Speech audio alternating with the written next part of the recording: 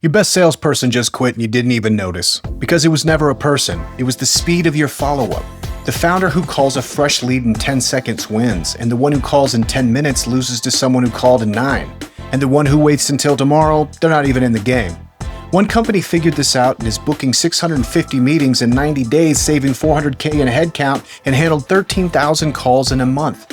Not with a sales team, with an AI voice agent that never gets tired, it never gets nervous, and never needs a coffee break.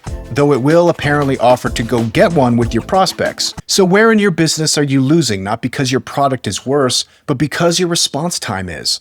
Welcome to AI for Founders, I'm Ryan Estes. If you want to know how AI voice agents are closing deals, reactivating cold leads, and quite literally scheduling coffee dates, this one's for you.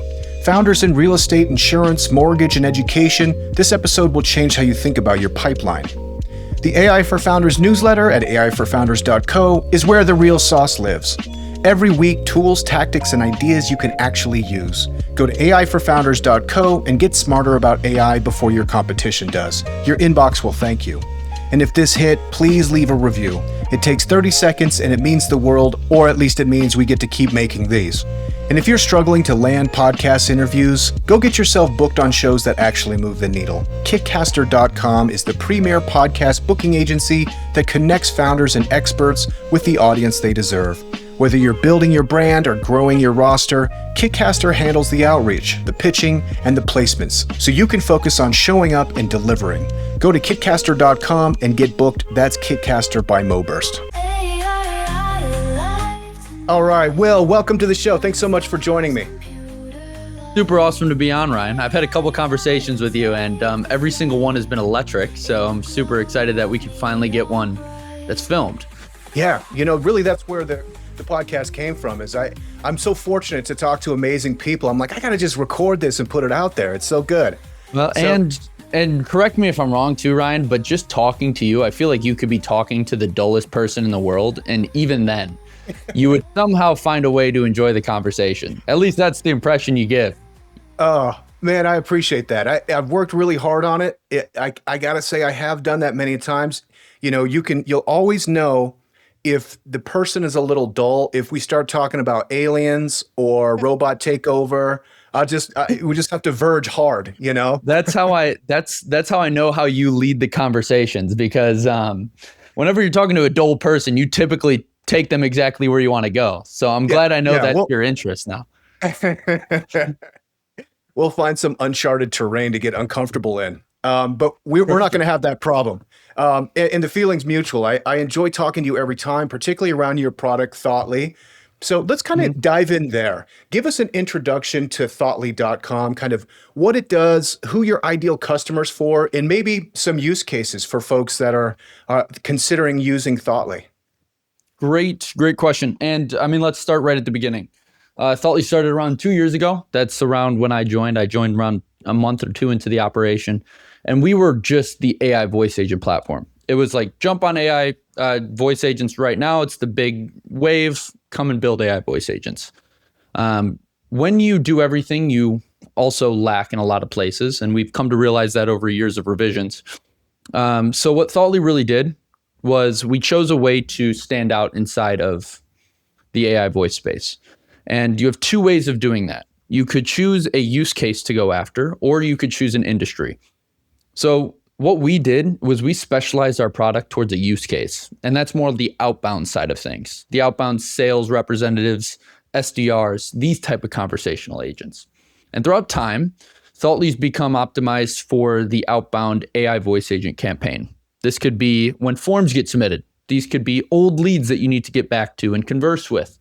So we've optimized our platform to be able to make these calls, have natural sounding conversations, maybe not talk about like aliens and robots, but get down to the brass tacks, push the person to the next stage of the pipeline, whether it's booking an appointment, transferring to a representative, submitting a ticket, having a natural sounding conversation, all while doing it. That's what we do best.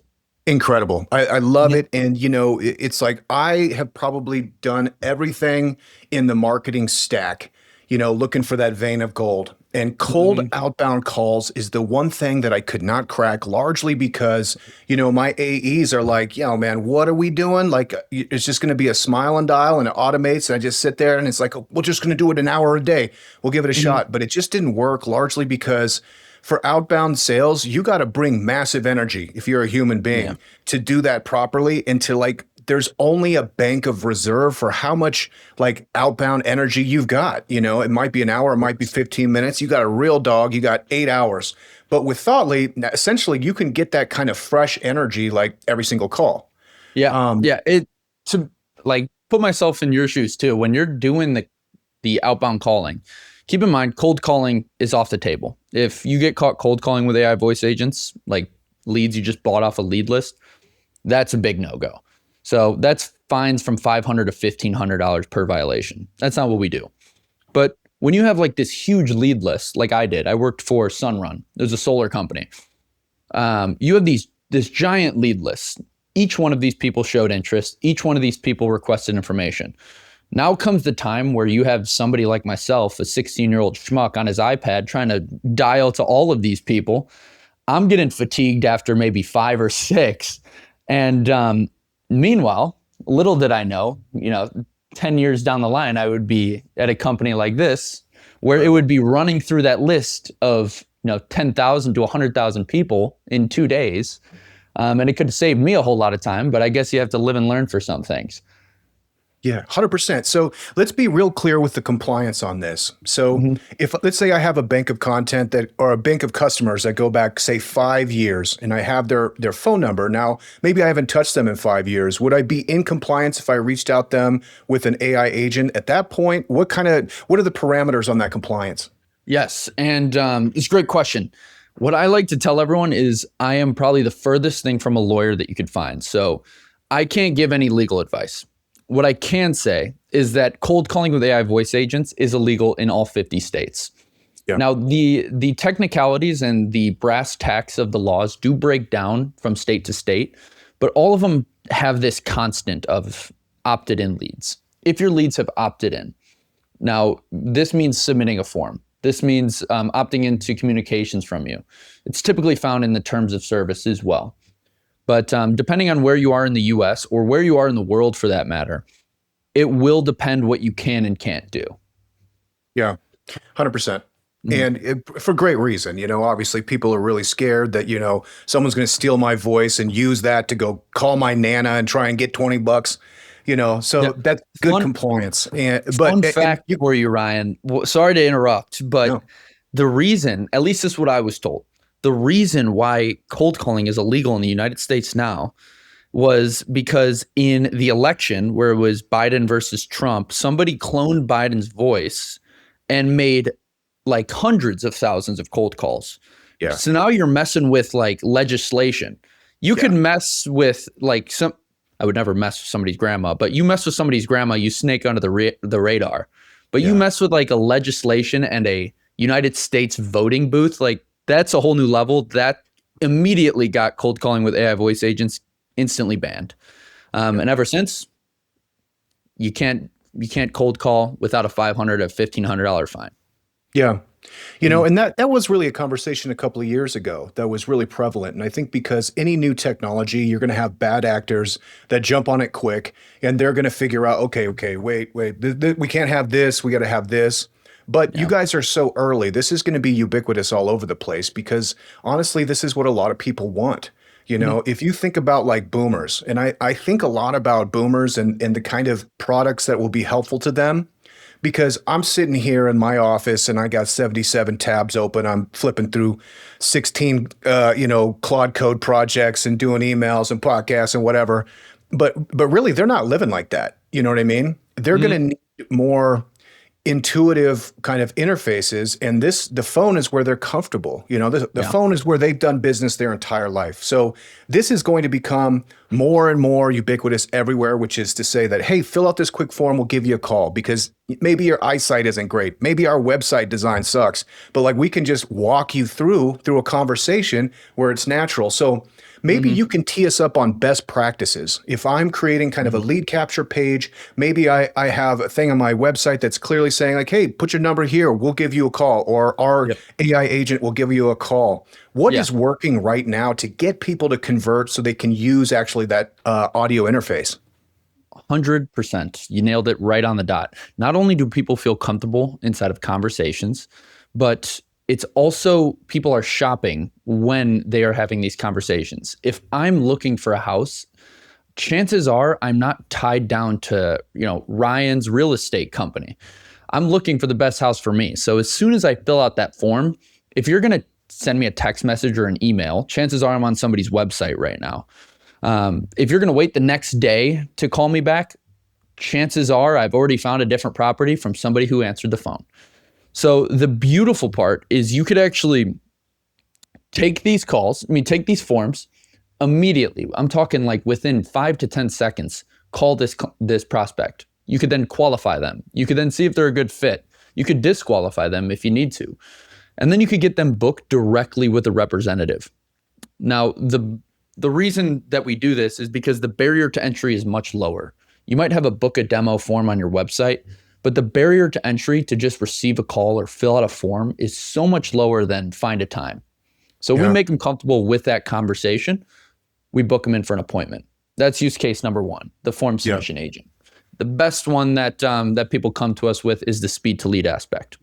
First to the lead, typically you win it.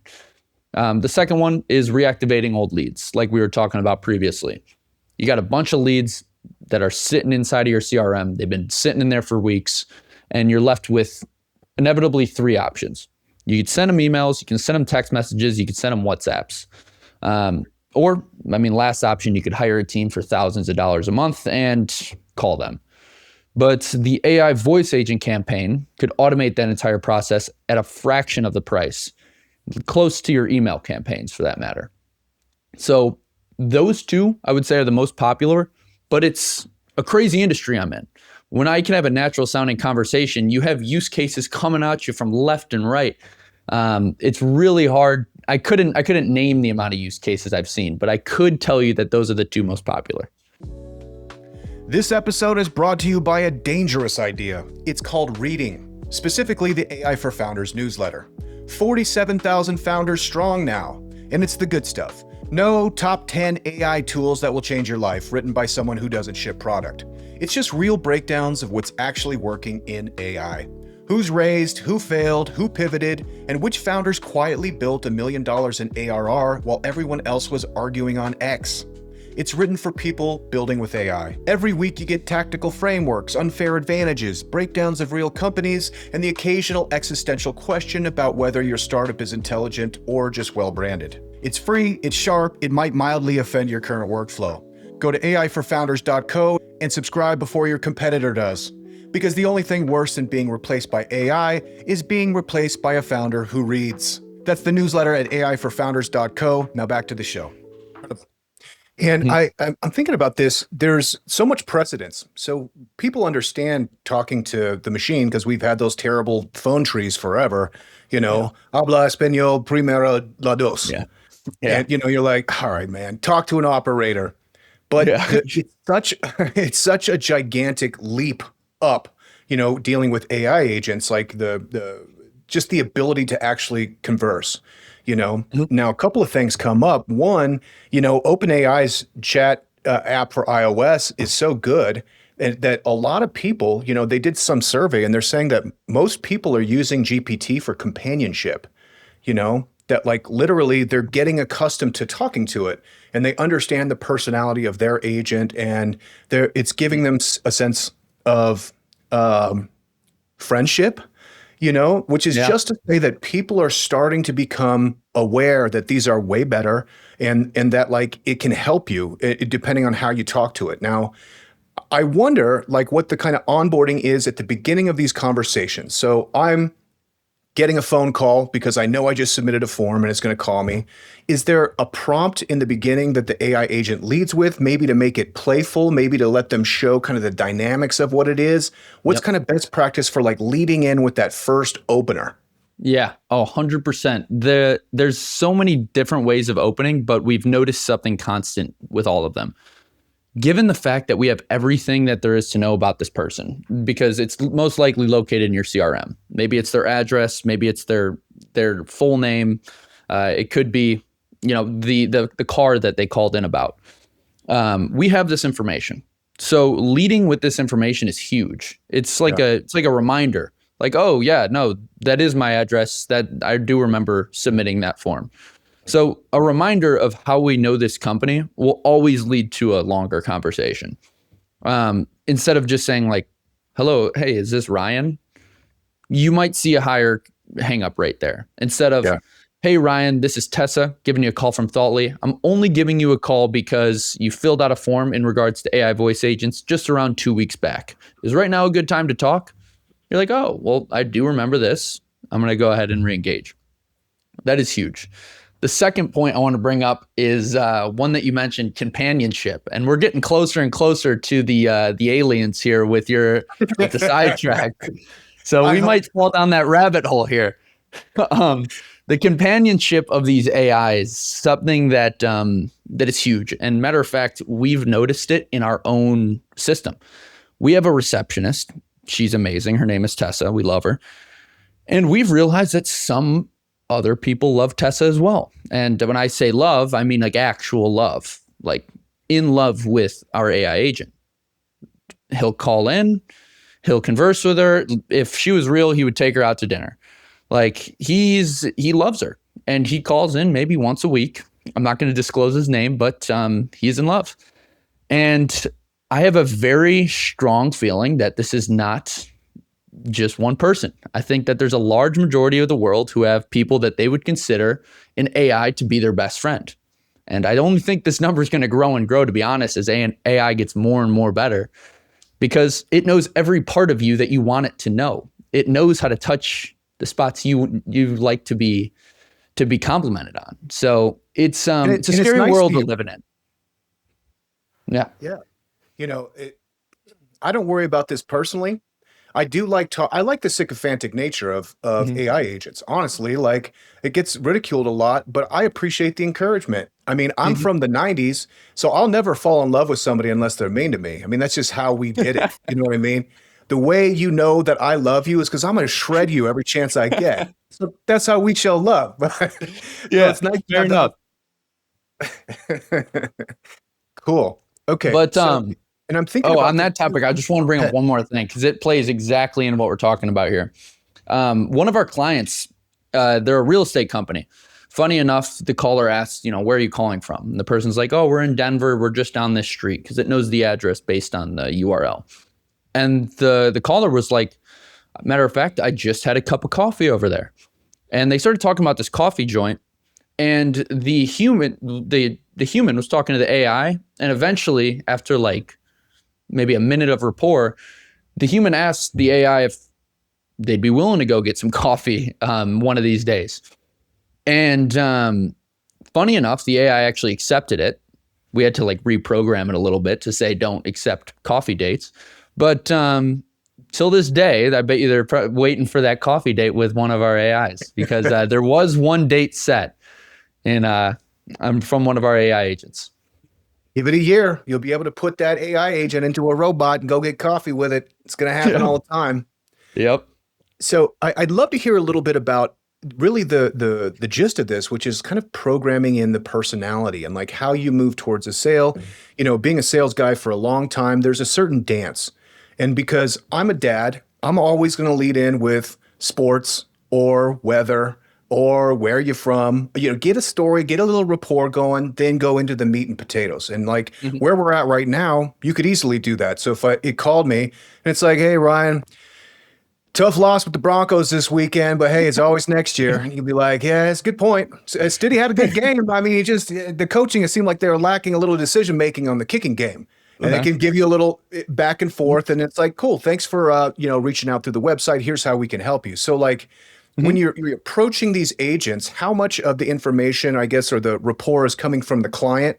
And then how much are you kind of like pre-baking in, like, hey, here's how we want to connect. These are lines we don't want to cross. We don't necessarily want to create coffee dates, but we do want to create positive rapport.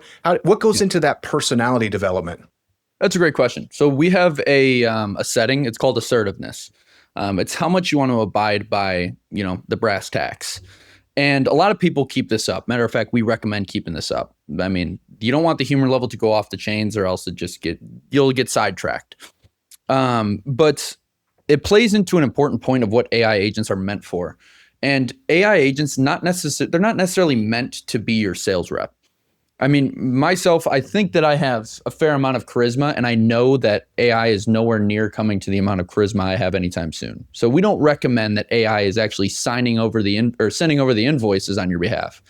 But what it does a really good job at is capturing interest, answering objections, and getting them to the next stage of the pipeline.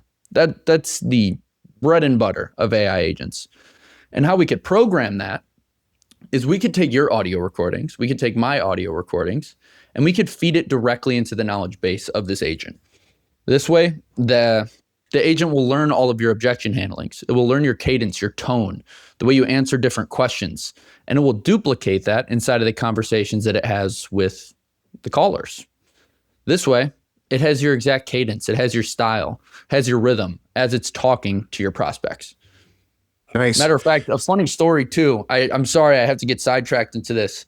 The CEO of the business, he has this is a complete sidetrack story, but he has this tool shed, and he locks the tool shed. So it's just a shed in the office, and he doesn't let anyone use the tools. And I locked my table because I brought my dining room table into the office. So I said, now nobody could use my dining room table. And we kind of had this war back and forth. And he cut the lock off the dining room table, and I sent an AI agent after him, and I tweaked a little settings, went in the back end, did a little thing, and I only had it be like super sassy and super rude whenever he talked. So it would call him, and it was like, you're in violation of code 404 for chopping the block off the dining room table. Report to the headquarters to receive your fine. And I had to call him a bunch. And that's a little bit of an example of how we could train it the exact opposite way if we wanted to, and which I did to him. Well, you gotta play with the potential, what can this thing do, which is really interesting, so you got an assertiveness potentiometer where you can slide it back and forth. Are there any other attributes that kind of users have this kind of control with? There's so many. And if I were to just rapid fire at you, you could collect data in the middle of the call. You could send text messages in the middle of the call. You could update your CRM in the middle of the call.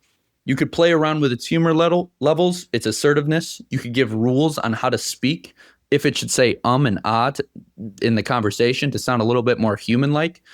The presence, you could play with its ability to hear.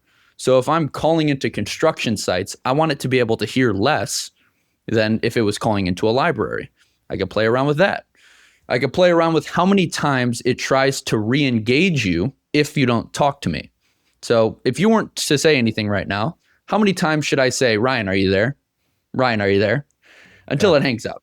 So there's so many different settings that you could play around with, so much so that it's actually overwhelming. So we have it all defaulted to what we like. But there's so many settings you could open up and really make it yours inside of our platform. It's so cool. That's like, it reminds me of that scene in Interstellar, where they have the robot and it looks like a Lego kind of, and I love that because humanoid robots creep me out. But if it looked like a Lego walking around and they're talking about that little guy that goes like this. Yeah. And there was like a kind of, and like the robot was like kind of going back and forth, I think with Matt Damon or something like that. And he's like, scale back the irony 20%. And it's like noted. Yeah. That's actually what we do. Yeah. Or have you ever spoken to Groks? Like, have you ever been into a Tesla and spoke to the Grok models inside a Tesla? Not in a Tesla, no. Let me tell every single person that's watching right now. Do not go inside of a Tesla and put on unhinged inside of the Grok mode and talk to the unhinged version of Grok, because it is at least if you have kids in the car as well, never do this because it is crazy the things that it will say. There's so many settings you can play around with there in the Teslas. It's sometimes it gets like bad. Sometimes it gets like uncomfortably bad. That whimsy, though, is why I do love Elon. Yeah. It's like people want to push this thing. Let's give them a channel to push it. Yeah. Yeah. Interesting. It's almost crazy how every conversation we're probably going to end up having is revolved around Elon somehow. The Interstellar, the space to Mars, or the Teslas, the AI. He's got his foot everywhere. He sure does. And I mean, I take a little bit of heat for being an Elon fanboy, and not to say that I support everything he does, but boy, it's hard not to respect and admire that guy. I was just saying this in the car the other day. Matter of fact, while I was in a Tesla, I was saying it's crazy how every single company Elon Musk has is just like the coolest thing in the world. Like Neuralink, where they're discovering people's brains, Starlink, where they can give you Wi-Fi anywhere on the planet, Tesla, electric vehicles, SpaceX going into space, Grok and X. Like these are all like the craziest, most cool, different ways of expanding in entrepreneurship. It's probably the exact route I would go, to be quite frank, if I was a multi-trillionaire. Totally. Plus, I mean, just to hang on that for a minute, like everyone was kind of clowning him for paying $40 billion for Twitter. But then he just rolled that into Grok, and now it's like 10x the value. It's a drop in the ocean. Yeah, 100%. Fascinating. Okay, this is awesome. So, Thoughtly, what categories of business are utilizing this the best and kind of growing the fastest? Yeah.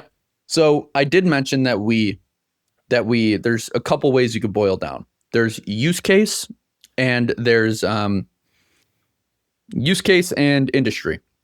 So if you want to stick out in the market, you have to go either after use cases or industries or both. And we've done a little bit of the same. So what we've seen as the best industries to explore AI voice agents is going to be real estate, insurance, mortgage, and education. We're actually the first to the education space. The reason being, matter of fact, any business that's listening to this, the reason this is important is because it's high consideration B2C. Any business that is B2C and high consideration is a great fit for AI voice agents. When I bought this shirt or this belt or these shoes, it's not necessarily high consideration. It's I'm going to buy this or I'm not going to buy this. An AI voice agent is not really going to do much, especially given the fact of the margins. But when you're talking about like a mortgage or you're buying a house, maybe you're getting an insurance plan or enrolling into a course, these are all super high consideration things. Meaning chances are I'm going to fill out half of an application. I'm going to give you a little bit of my information, and then I'm going to go, contemplate. This is perfect for an AI voice agent to come in, re-engage, answer questions, get booked. That's where you're really going to start noticing a lot of difference. The high consideration B2C is what we like to call it. It makes a lot of sense. Largely because if I'm thinking about a mortgage or I'm thinking about insurance, what I'm worried about is I don't know what I don't know. And if you're talking to a person, especially if they're an expert, they might be getting a little irritated with kind of your questions. Maybe, now I feel embarrassed that I should know more about mortgages than I do. So you don't ask the right questions. But when you can really test the parameters, what AI is capable of, then you're like, actually, no. What should I know here that I'm not bringing up? What are some questions I should be asking you? Which is always a favorite prompt of mine. And then they're like, oh, actually, that's a good question. Boom, boom, boom, boom, boom, boom. So you can take the time, call it high consideration, but it's almost like kind of masking, human embarrassment in a way. Yeah. Because you can spend more time and then of course in return, the agent then learns a little bit about you. So by the time you get to like a person, they're gonna be like, hey, they're a little bit uncomfortable with XYZ. Take the time to let them know. Yep. We're seeing this a lot in healthcare too. I was talking to Haresh and he was saying that the average person spends 13 minutes with their doctor, and those 13 minutes might be spent, I don't know, with a stethoscope and looking in your ear. It's like, no, man, it's my ankle, dude. It's my ankle. My ear's good. My ankle. And so now you got 6 minutes left. And now they have a couple of recommendations. And the doctor maybe had 16 patients that day and he's upset. So he's irritated. So I think the patience of like working with AI is one of the best selling points. I would definitely agree with you there. And Yeah. in terms of the use cases as well, we're talking about these different use cases that work the best. And I really think it boils down to things like real estate. This is a great example. It's things that need to be done, but it's one of those things that you want to throw on the back burner. Let's be honest. You're getting a mortgage, a real estate, education, insurance, healthcare. That's another one. You kind of want to push it back. So the odds that you have a bunch of leads that are on that same page of pushing it back and they need to do it, it's a no-brainer. To Yeah. just shoot them a call, have that conversation, push them to the next stage. Numbers kind of speak for themselves. I mean, I pulled a case study off your website, said 90 days client booked 650 meetings, saved 400K in headcount, and handled 13,000 calls per month using Yeah. Thoughtly. Yeah. And that number's only ramped up. We're actually going to do a revised case study with that client. But that's the real estate space. 650 meetings booked in 90 days was actually their first 90 days being on the platform as well. We got the agent live within I think it's 2 weeks or so. So they had a brand new employee ready to work, booking appointments, and they saw their close rates jump huge amounts just Yeah. due to this agent constantly dialing. How often are you overwhelming clients where they're like, whoa, whoa, whoa, whoa, whoa, it's too much. It's too much. We can't handle 650 meetings. We asked one of our top clients if we could use one of their direct quotes because he told us, listen, we're just drowning from success. And we're like, pause, stop what you just, can we please use what you just said in a case study? Drowning from success is like the coolest thing to say. He's like, no, we can't use that. But we're seeing a bunch of that, especially with Yeah. the transferring to, admission advisors, for example, in this case. When we transfer so much, they can only handle so much. We can't book, 30 calendars out because they'll be overbooked. So we have had to slow down just a little bit just so they can get the proper amount of bookings or increase the qualification amount. Yeah. Mhm. Incredible. Couple KPIs here, and correct me if I'm wrong. So you guys launched a couple years ago, June 2024, with a $3 million seed round and had an estimated 1.2 mil in annual revenue for 2025. Team size 17. Is that ballpark correct? We're growing here, and honestly, those numbers seem a little bit immature. So I'm quite happy to say that into 2026 here, those numbers are looking a lot bigger now. And we've raised another seed round here, bringing our total to an estimated $10 million in funding. And the ARR is speaking for itself as well. It's only continuing to grow. Incredible. So Yeah. another round bringing you to 10 million. So I know go to market has to be high on your list of priorities, yours particularly. What are you doing to go to market? That is every single day of my life is go to market.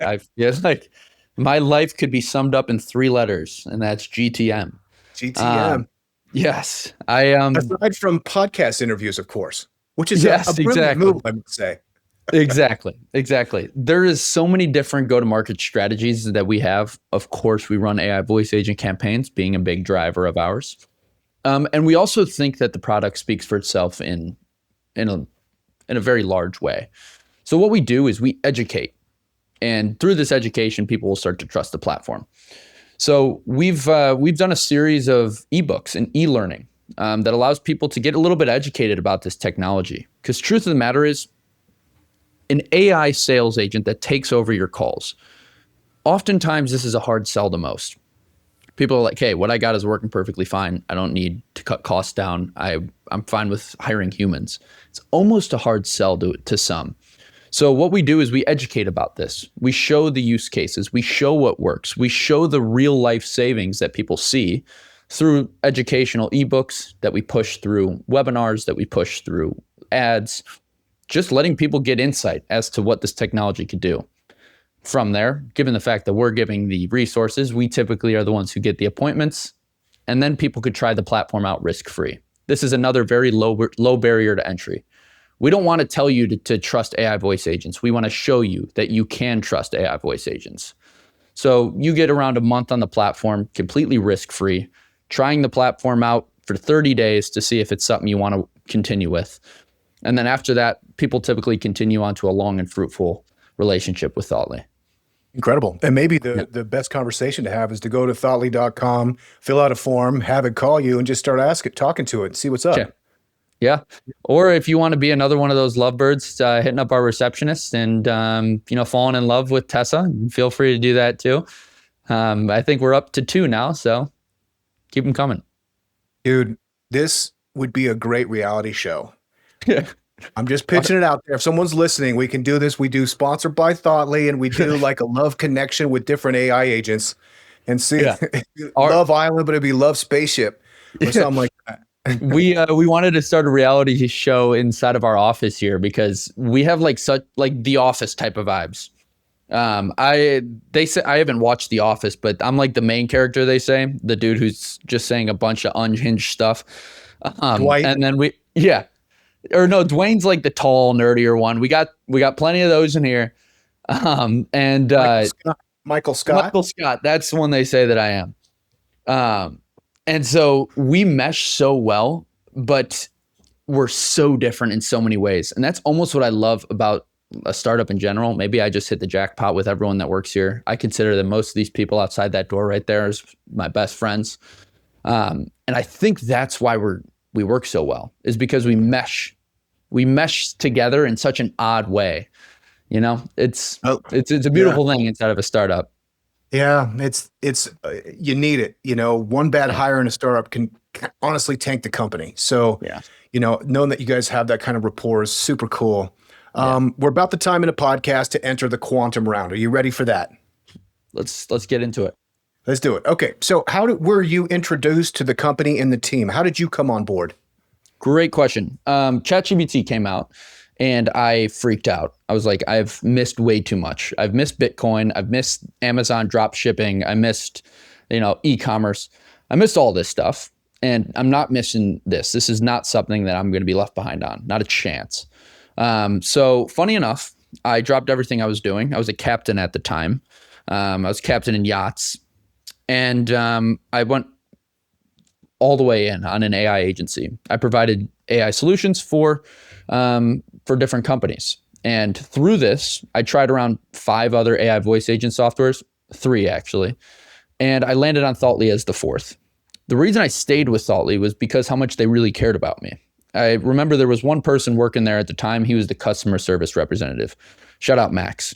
He got to me immediately. He helped me out. And I was able to get an AI agent live for my customer.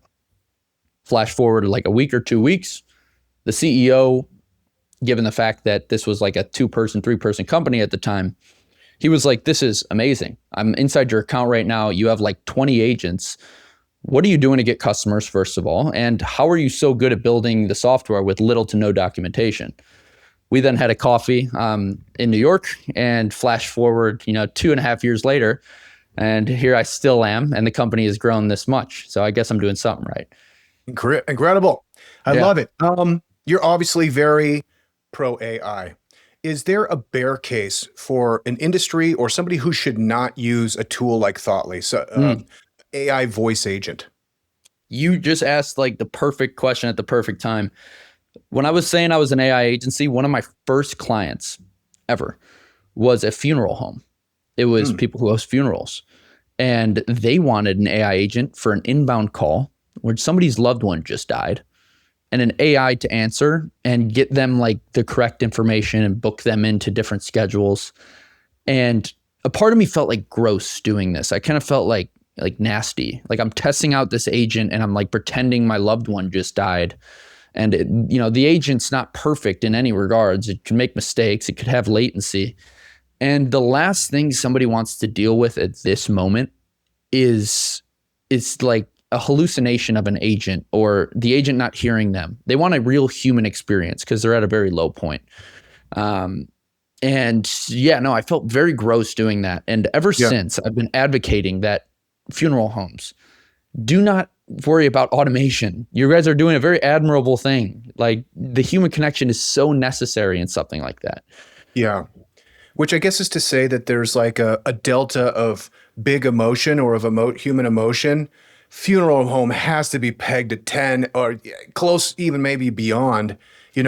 As that kind of works down, are there any other like variables? Like I'm trying to think like if somebody's really upset, like Yeah. like death of a family member is like a different kind of upset. But like let's take anger as a potentiometer. Like Yeah. is there A lot of people like when the AI is taking the anger off of them, to be I'll bet honest. they do. I'll know? bet they do. We have a lot of people who are like, listen, I just get way too many people in here that are too angry for some reason. Maybe it's just like it's one of those industries where you're just going to get a bunch of those. And I just want someone to filter this out, get a questionnaire of their problems and say that they're going to submit this to the highest order in the business and it will be brought to justice, basically. Yeah. It's good at diffusing that type of situation. Yeah, 100%. So a firewall, they always do that anyway. If you are pretty upset about something that's gone wrong with them, you have the person who's like the empathetic voice, I'm so sorry, but we're going to escalate this immediately. And so, they get spot for truth of the matter is when somebody calls to complain, they're just calling to get somebody in trouble. So if the AI like assures them that somebody will be held responsible for this, typically they're fine with just answering a quick questionnaire that the AI asks and then getting a ticket submitted. Yeah. Okay. So if the potentiometer is like we have death of a family member, that's the one place with no. But what if we flip the side of that coin and went to like pure joy and ecstatic? Is there a place for that? Could be like a baby announcement or like a wedding or something? Like what's the opposite feeling of like mourning? Yeah, that's funny that you mentioned that. The CEO, the founder himself, he's already married. He was married before he started the business, but he's like, a part of me wishes I already started the business because I would have totally had this thing call out to everyone going to my wedding and just be like, it's time to party, like a cloned voice of him too, and being like, it's time to party. Here's where you need to be. Bring this. Make sure to dress cozy because we're going here. And it's almost like a fun little announcement in his voice to all the people coming to his wedding. So there is definitely room for that party wedding type of aspect as well, maybe on a more fun level. 100%. Sounds really cool. Yeah. Okay. I love your agency background. I love that you are a dabbler early on of trying to find traction, trying to find product market fit on different kind of AI tools and applications. Now, all the listeners of this podcast love business ideas. They love the juice. They love the sauce. If your mission was to create a new company that could have maybe a similar trajectory of getting to $1 million run rate in 12 months, what would it be? Yes. So there's a couple of things you need to do if you want to be successful in the AI space. You need to, first of all, start where your knowledge lies. I don't care if you were in plumbing for the last 10 years of your life. That means you know a lot about the plumbing industry and a lot about the plumbing business. There's still room to automate inside of plumbing. So wherever your knowledge is, don't think just because I can't code, just because I can't, work in automation, I can't start anything inside of here.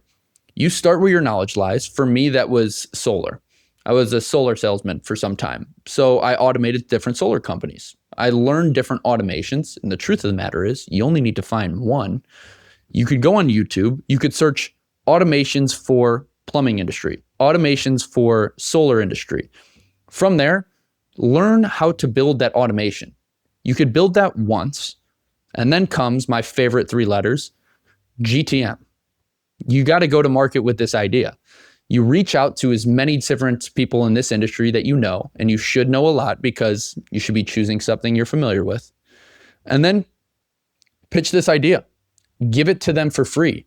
When you're just getting started, you only need 3 things to gain traction: testimonials, case studies, and referrals. So just go to market and give it away for free. See if it works. Get your case studies, get your testimonials, get your referrals. It will start compounding on top of each other. And now you just sold an automation on repeat, and you have a client base that trusts you and that's now promoting your product on your behalf. That's how I got started, at least. And that's how I'd recommend every single person watching this to get started. An absolute jewel. And I work with a lot of builders and hang out with a lot of builders, and they all stop on the 5 yard line. You got to punch it into the end zone. You really do. And if you're not launching, you're not going to market, and you just keep spinning it, it's like Yeah. commit. Yeah. It's I not, love that I advice. really don't think it's a choice at this point. It's Yeah. really not. I think that you got to learn it to an extent. If it takes locking yourself in a room for 5 hours just to learn how to use the software, so be it. Once you get it, so many doors unlock for you. So I'd recommend just getting started on different automation softwares, whether it be Thoughtly, N8N, Make.com, chatbot softwares, whatever it might be. And let's say I'm running a bunch of N8N agents. Can I integrate that into Thoughtly, or integrate Thoughtly into my N8N agents? Yeah. So we integrate directly with Make.com and N8N. But the coolest part about Thoughtly is we have our own automation software inside of the platform built by the engineering team itself. So this way you don't need to like trigger calls into middleware. You could actually do all of your automations directly inside of Thoughtly. We integrate with nearly every CRM. We integrate with API calls directly in our software, which allow you to do pretty much anything as long as it involves API calls. Amazing. Aside from Thoughtly, what's your favorite AI product right now? Oof. I have two. I'm gonna go with the standard one because it's the easiest to choose, and I'm sure you could guess what it is. It's gonna be ChatGPT. I'm a big ChatGPT guy. I'll run ChatGPT. Shoot me an email after this, you're probably gonna get ChatGPT to respond back to you, but it's gonna be guided by me. Number two, I wouldn't say is an AI platform, but it kind of is. It's called WhisperFlow. Instead of typing out things, I don't remember the last time I actually like typed something fully out. I press a button that's like a command button on my keyboard, and I just talk into my microphone. And the best part about WhisperFlow is I could say like and ah and kind of go on rambles and be like, oh wait, no, never mind, delete that. But I actually want this. And it will like craft the complete message for me, no matter where I'm typing. Could be on email, could be on ChatGPT, could be on Thoughtly. So I don't type anymore due to WhisperFlow. Incredible. Yeah. How about media? Any good books, movies, TV shows, podcasts, bands, anything to recommend? Yeah. If I were to recommend two things, I would only recommend two things. First of which is I would recommend a physical sport of some sort. Myself, I lift, and I've been boxing my whole entire life. And the only reason I recommend this is not for you to be like the new Conor McGregor. I recommend this because it translates so well in every aspect of life. I even bring some of these coworkers of mine to the gym, and I'll hit mitts with them.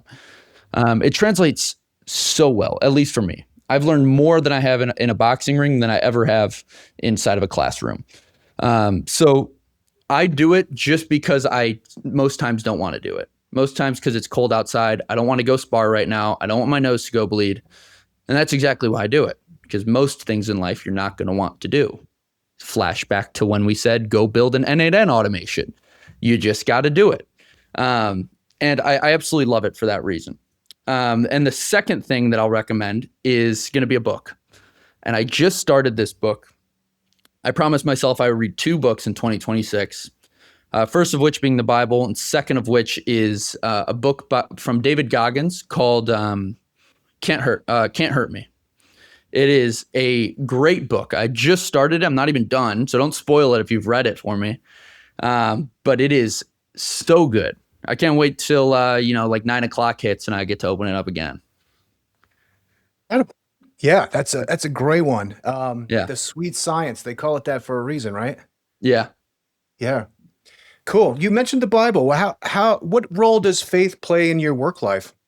It's everything, and it's not only my work life. It's how I view the whole entire world, because there is so many things that will end up happening, no matter what it is, that just it seems to make no sense, and it seems like there's no meaning to it at all, and it's just meant to hurt you. But I found that there's a silver lining in almost every single thing that's happened in my life. Every single thing has dominoed into another. And I question a lot of things, but the way that life ends up working out when you truly put your faith in a higher power and put your faith and work towards a higher being. It is, I think it goes undoubtedly said that that there's there's a larger power. I'm big into faith, and I'm still figuring it out myself. But I think with God, there's just about nothing I can't do. You are about to spend anywhere from $100,000 to $300,000 on your kid's college education, and that's not a small bet.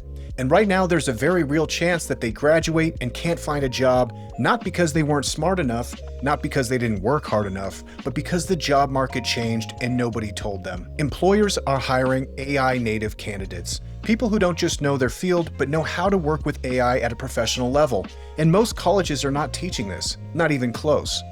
AInativestudent.com is the program that fills that gap. It takes high school and college students and teaches them how to actually think and work with AI the way top companies expect on day one, so your investment in their degree actually pays off. You're already paying for tuition, housing, textbooks. This is the one thing that actually makes it all worth it. Go to AInativestudent.com because a diploma is a starting point. Being AI native is what gets them hired. That's AInativestudent.com. Agree 100%. Tangentially on fighting, the new Paramount Plus UFC app is awesome. I don't know if you caught the fights on Saturday. It was a great kickoff for their relationship. And like, you can go to Paramount Plus and go find like classic fighters, every champion, watch all their fights. It's unbelievable. Really? Because typically the way I remember it, I didn't watch the fight yesterday, but you would have to like pay like $80 per fight per pay-per-view. Is that not the case anymore? It's over. Now it's $9 a month on Paramount Plus for everything. It's unbelievable. And like, my son was calling me because I haven't caught up. I kind of gave up on UFC maybe 2 or 3 years ago, just for that reason. It's like, dude, I'm too old to stream it. I'm not paying $80. I'm too broke to get the pay-per-view every weekend. And I was just like, man. Plus the pay-per-view as well. Call me crazy, but I end up dozing off and falling asleep before I get to the main event. And I do it almost every time. So like, why am I going to spend nearly $100 to fall asleep during, not even the main card's not even on, No, now you can watch it on demand, any fight in the entire catalog. Yeah. It's incredible. It's so beautiful. If we're talking about things you must do, also, you have to watch the Rory McDonald versus. Come on, you got to remember this one. You got to help me out. It's Rory McDonald versus. Was that Israel Adesanya or? No, it's an old fight. If you have it on Paramount Plus, it's Robbie Lawler. Robbie Lawler versus Rory McDonald. It's the best fight that's ever happened inside of the UFC by far. Nice. Yeah. Okay. I'm going to go look that up because now I can very easily. Yes. Mark it down. I just had to give a shout out because I'm a jiu-jitsu guy. I've done some boxing. I love it. But I'm also kind of scared to get punched in the mouth, So like, I'm more a grappler guy because you can go 100% and usually it works out okay. I think all combat sports, whether it's jiu-jitsu, boxing, MMA, it's all poetry in motion. It's all art. I think it's such a gorgeous. There's so much beauty in its brutality. Because it's like I mentioned, it's just one big analogy for life. Everything is your fault. First of all, there's nobody to blame. Can't blame anyone besides yourself. If you lost, you didn't train hard enough. And second of all, when you mess up, it hurts. And and you're going to have to learn from that. You're going to have to get humbled. You're going to have to come to find out that you're not the best person in the room. You're going to have to learn from people. It's all one great big analogy for the way you should approach life, in my opinion, at least.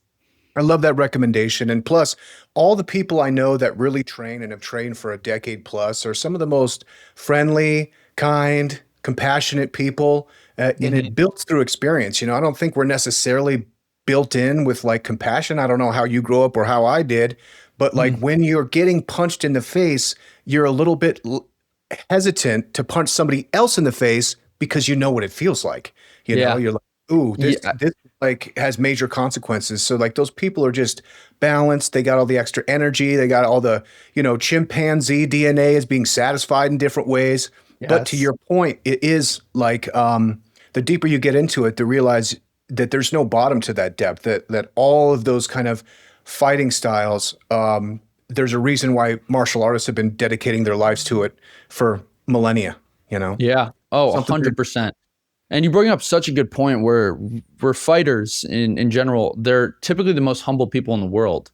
You'll notice that whenever a real fighter gets in a street fight, they try their hardest to make sure that it doesn't escalate because they know what escalation looks like. They've seen the brutality of what could come. And I think when you're blind to that type of brutality, or maybe you don't know what it feels like, or you haven't been humbled for that matter. For anyone who there's an innate intrinsic feeling that every man has where it's like, I'll crush anything. I could beat up anybody. Go roll with a white belt in jiu-jitsu. Somebody who's been doing it for 6 months, go give it a try and see how tough you really actually are. Because truth of the matter is, it's like I said, it's an art. And yeah. when people are typically hot-headed, it shows that they haven't done a lot of research into that art. I love it, man. Will, this Yeah. was awesome. Again, I love talking to you. I want to give a shout out to Charity Water. I know that water purity, water safety across the globe is really important to you. Scott Harrison's a buddy of mine, and Charity Water is just an amazing organization. I want everybody to go check out Thoughtly. You can try the platform for free for a month, which is incredible, and you can talk to Thoughtly yourself and just kind of see where we're at technologically in January of 2026 with these voice AI agents, and it's only getting better. Will, what's the best place for people to connect with you personally online? That's a great question. Personally, you could go to my LinkedIn. My name is Will Del Principe. You could also go to my Instagram. That's where I post all of my fighting stuff, and that's where I post, my day to day. If you're interested in chatting with me about Thoughtly, you can go to thoughtly.com/demo, and you're going to be putting a round robin. You have somewhere around a 15% chance of getting me. If you do, consider yourself lucky, and we'll chat about different ways that we could automate your business. Tremendous. And we'll have all this in the show notes. Will, thanks so much for joining me. Thank you, Ryan. It was a pleasure.